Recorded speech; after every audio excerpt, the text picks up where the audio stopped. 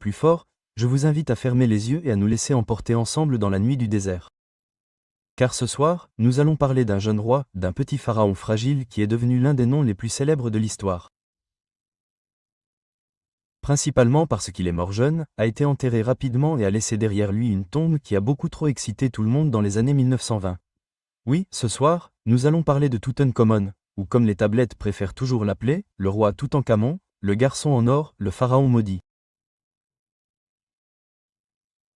Le pauvre enfant qui, bien qu'ayant été promu immortel doré d'Égypte, boitait probablement à cause d'un pied beau, était souvent malade et est mort avant de pouvoir louer un appartement décent, sans parler de diriger un empire. Soyons clairs. Touten lui-même ne nous a pas laissé beaucoup de drame. Il a régné moins d'une décennie, et ses politiques se sont surtout résumées à défaire les trucs bizarres de mon père. Mais bien sûr, les dieux de l'ironie ont fait en sorte que sa courte et légèrement déprimante vie se termine par l'une des plus grandes frénésies médiatiques posthumes de tous les temps. Mais avant d'en arriver là, avant d'arriver à 1922 et à tout le cirque de la malédiction de la mer, nous devons commencer un peu plus tôt avec la famille. Et comme la plupart des familles royales de l'histoire, les parents de Toutankhamon étaient moins un arbre généalogique qu'une couronne familiale. Tordue, chevauchante, un peu flétrie sur les bords parce que Toutankhamon était le produit de la grande expérience de consanguinité connue sous le nom de 18e dynastie d'Égypte. Son père était Akhenaton, le pharaon qui décida que tout le panthéon égyptien était surfait et que tout le monde devrait plutôt vénérer le soleil des ans, ce qui semble presque sain jusqu'à ce que l'on se souvienne qu'il s'y est pris en effaçant les anciens dieux, en détruisant les temples et en insistant pour être peint de manière extrêmement peu flatteuse. Et la mère de Toutankhamon? Eh bien, sa mère était aussi sa tante ou peut-être sa sœur ou une variante compliquée des deux.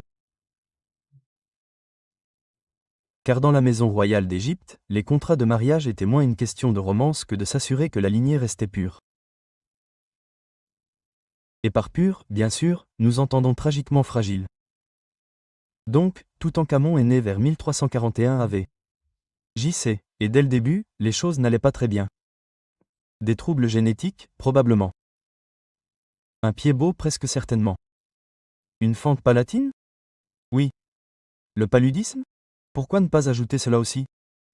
En gros, il est né avec le dossier médical d'une personne d'environ 80 ans, mais piégé dans le corps d'un garçon qui porterait un jour une couronne trop lourde pour lui. Et pourtant, Toutankhamon est devenu pharaon vers l'âge de 9 ans, ce qui semble impressionnant jusqu'à ce que l'on réalise qu'il avait des conseillers qui dirigeaient en gros le spectacle. Imaginez. Un enfant maladif assis sur un trône tandis que deux cordistes chevronnés, Hornby et moi, géraient la majeure partie du gouvernement. Ils l'ont probablement laissé signer l'équivalent de carte d'anniversaire royale juste pour qu'il se sente important. Mais pour l'Égypte, les apparences comptaient. Le garçon était roi, divin, choisi par les dieux, ce qui est tout indescriptif de poste quand on apprend encore à marcher sans trébucher sur ses sandales de cérémonie. Or, l'une des premières choses que le roi Toutankhamon a faites, ou soyons honnêtes, ses conseillers ont faites, a été de défaire la révolution religieuse de son père. Akhenaton avait semé le chaos avec son aide dans l'obsession, fermant les temples d'Amonios et mettant en colère à peu près tous les Égyptiens qui dépendaient des anciens dieux pour leur sécurité d'emploi. Le règne de Toutankhamon a consisté à balayer tout cela sous le tapis en silence. Les temples rouvrirent, les prêtres sourirent à nouveau et les statues d'Amonius furent dépoussiérées comme de vieux meubles que quelqu'un regrettait de ranger. Toutankhamon lui-même changea même de nom. Il naquit de Tankhenutin, l'image vivante d'Aton. Mais sous la pression de restaurer les anciennes coutumes, il devint Tutankhamon. L'image vivante d'Amonius, un simple changement de nom, mais avec plus de hiéroglyphes. Voyez cela comme changer de pseudo Instagram pour retrouver les bonnes grâces de l'algorithme. Mais derrière cette façade de restauration religieuse, la vie de Toutankhamon était toujours un désastre personnel. Sa santé était fragile. Il avait du mal à se tenir debout. Les tomodensitogrammes suggèrent qu'il avait un pied sain et un autre gravement déformé, ce qui rendait la marche difficile. Les archéologues ont même trouvé plus de 100 cannes dans sa tombe, ce qui en dit long. Vous n'avez pas besoin de 100 cannes, sauf si vous êtes un collectionneur ou si votre corps est en train de se dégrader. Et puis il y a eu son mariage. Touten était marié à Inesanaman, sa demi-sœur, parce que bien sûr qu'il l'était. Elle était la fille d'Akhenaton et d'Afertiti, ce qui faisait d'elle sa sœur ou sa demi-sœur, selon le débat universitaire que vous souhaitez suivre. Leur union était moins une question de romance que de cocher la case de la dynastie. Et comme on pouvait s'y attendre, ce fut un désastre. Les preuves trouvées dans la tombe de Toutankhamon suggèrent qu'ils eurent 2 filles, toutes 2 mort-nées. Leurs minuscules restes momifiés furent enterrés à ses côtés, un rappel obsédant de la fragilité de la lignée. Le mariage de Toutankhamon et d'Inesanaman était essentiellement un exercice de roulette génétique et les dés étaient pipés contre eux. Touten trébucha. Salut tout le monde. Ce soir, nous retournons à une époque enveloppée de sable, de silence et d'un soupçon de mélodrame. Alors si vous êtes bien au lit, les lumières tamisées, les écouteurs dans les oreilles, en train de siroter une tisane à la camomille ou quelque chose de plus fort, je vous invite à fermer les yeux et à nous laisser emporter ensemble dans la nuit du désert. Car ce soir, nous allons parler d'un jeune roi, d'un petit pharaon fragile qui est devenu l'un des noms les plus célèbres de l'histoire. Principalement parce qu'il est mort jeune, a été enterré rapidement et a laissé derrière lui une tombe qui a beaucoup trop excité tout le monde dans les années 1920. Oui, ce soir, nous allons parler de Toutankhamon, ou comme les tablettes préfèrent toujours l'appeler, le roi Toutankhamon, le garçon en or, le pharaon maudit. Le pauvre enfant qui, bien qu'ayant été promu immortel doré d'Égypte, boitait probablement à cause d'un pied beau, était souvent malade et est mort avant de pouvoir louer un appartement décent, sans parler de diriger un empire. Soyons clairs. Touten lui-même ne nous a pas laissé beaucoup de drame. Il a régné moins d'une décennie, et ses politiques se sont surtout résumées à défaire les trucs bizarres de mon père. Mais bien sûr, les dieux de l'ironie ont fait en sorte que sa courte et légèrement déprimante vie se termine par l'une des plus grandes frénésies médiatiques posthumes de tous les temps. Mais avant d'en arriver là, avant d'arriver à 1922 et à tout le cirque de la malédiction de la mère, nous devons commencer un peu plus tôt avec la famille. Et comme la plupart des familles royales de l'histoire, les parents de Toutankhamon étaient moins un arbre généalogique qu'une couronne familiale. Tordue, chevauchante, un peu flétrie sur les bords parce que Toutankhamon était le produit de la grande expérience de consanguinité connue sous le nom de 18e dynastie d'Égypte. Son père était Akhenaton, le pharaon qui décida que tout le panthéon égyptien était surfait et que tout le monde devrait plutôt vénérer le soleil des ans, ce qui semble presque saint jusqu'à ce que l'on se souvienne qu'il s'y est pris en effaçant les anciens dieux, en détruisant les temples et en insistant pour être peint de manière extrêmement peu flatteuse. Et la mère de Toutankhamon. Eh bien, sa mère était aussi sa tante ou peut-être sa sœur ou une variante compliquée des deux. Car dans la maison royale d'Égypte, les contrats de mariage étaient moins une question de romance que de s'assurer que la lignée restait pure. Et par pur, bien sûr, nous entendons tragiquement fragile. Donc, Toutankhamon est né vers 1341 AV. JC, et dès le début, les choses n'allaient pas très bien. Des troubles génétiques, probablement. Un pied beau, presque certainement. Une fente palatine? Oui. Le paludisme? Pourquoi ne pas ajouter cela aussi? En gros, il est né avec le dossier médical d'une personne d'environ 80 ans, mais piégé dans le corps d'un garçon qui porterait un jour une couronne trop lourde pour lui.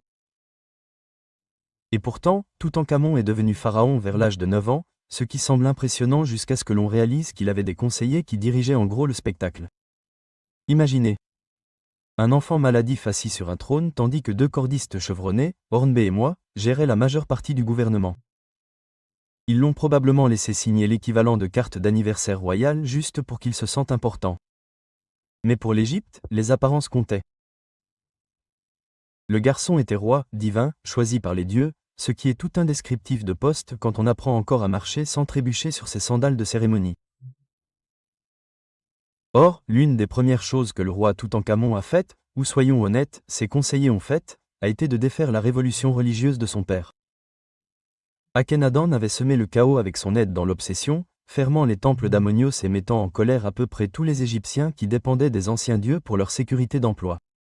Le règne de Toutankhamon a consisté à balayer tout cela sous le tapis en silence. Les temples rouvrirent, les prêtres sourirent à nouveau et les statues d'Amonius furent dépoussiérées comme de vieux meubles que quelqu'un regrettait de ranger. Toutankhamon lui-même changea même de nom. Il naquit de Tankhenutin, l'image vivante d'Aton. Mais sous la pression de restaurer les anciennes coutumes, il devint Tutankhamon. L'image vivante d'Ammonius, un simple changement de nom, mais avec plus de hiéroglyphes. Voyez cela comme changer de pseudo Instagram pour retrouver les bonnes grâces de l'algorithme. Mais derrière cette façade de restauration religieuse, la vie de Toutankhamon était toujours un désastre personnel. Sa santé était fragile. Il avait du mal à se tenir debout. Les tomodensitogrammes suggèrent qu'il avait un pied sain et un autre gravement déformé, ce qui rendait la marche difficile. Les archéologues ont même trouvé plus de 100 cannes dans sa tombe, ce qui en dit long. Vous n'avez pas besoin de 100 cannes, sauf si vous êtes un collectionneur ou si votre corps est en train de se dégrader. Et puis il y a eu son mariage. Touten était marié à Inesanaman, sa demi-sœur, parce que bien sûr qu'il l'était. Elle était la fille d'Akhenaton et d'Afertiti, ce qui faisait d'elle sa sœur ou sa demi-sœur, selon le débat universitaire que vous souhaitez suivre. Leur union était moins une question de romance que de cocher la case de la dynastie. Et comme on pouvait s'y attendre, ce fut un désastre. Les preuves trouvées dans la tombe de Toutankhamon suggèrent qu'ils eurent 2 filles, toutes 2 mort-nées. Leurs minuscules restes momifiés furent enterrés à ses côtés, un rappel obsédant de la fragilité de la lignée. Le mariage de Toutankhamon et d'Inesanaman était essentiellement un exercice de roulette génétique et les dés étaient pipés contre eux. Touten trébucha donc tout au long de son court règne.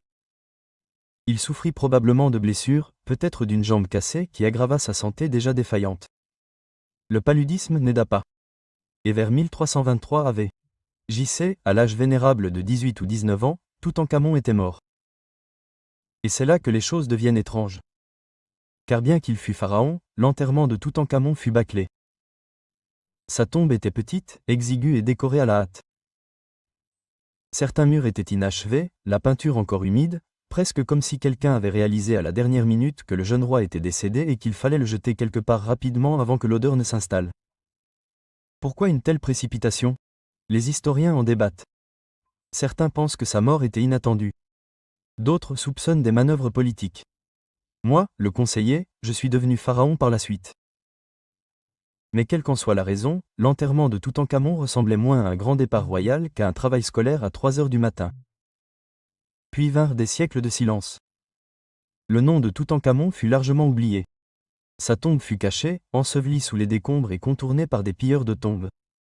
Il n'était plus qu'un pharaon obscur parmi d'autres dans une longue lignée de souverains. Sa vie après la mort fut solitaire jusqu'en 1922, car arriva alors Howard Carter, l'archéologue muni d'une lanterne, d'un œil perçant et de la patience d'un saint. Carter avait cherché dans la vallée des rois pendant des années, convaincu que la tombe de Toutankhamon était toujours là, intacte.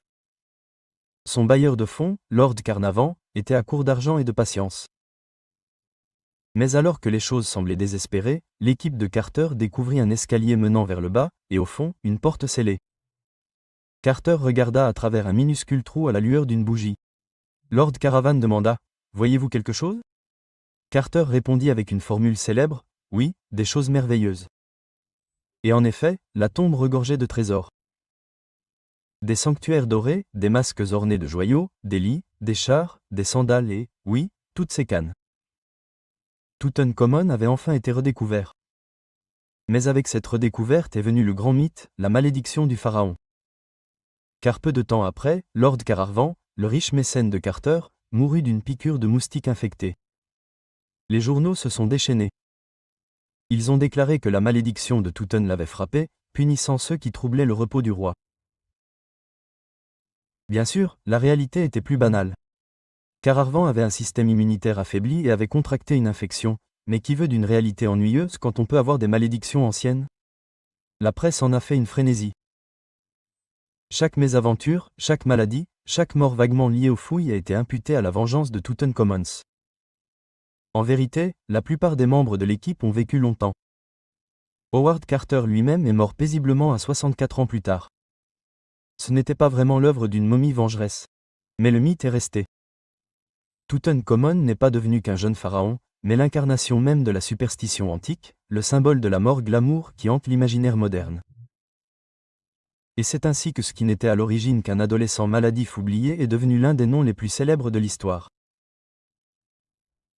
Pas à cause de ses actes, ni à cause de ses conquêtes, mais parce que sa tombe s'est échappée des fissures du temps, attendant qu'un homme curieux avec une lanterne tombe dessus. Étrange, n'est-ce pas? De son vivant, Touten était fragile, éclipsé et malchanceux. Dans la mort, il est devenu immortel. Son masque doré est placardé sur des affiches, des manuels scolaires et des t-shirts. L'ironie est presque réconfortante. Le garçon qui pouvait à peine se tenir debout sans canne est désormais éternel, du moins dans les mémoires.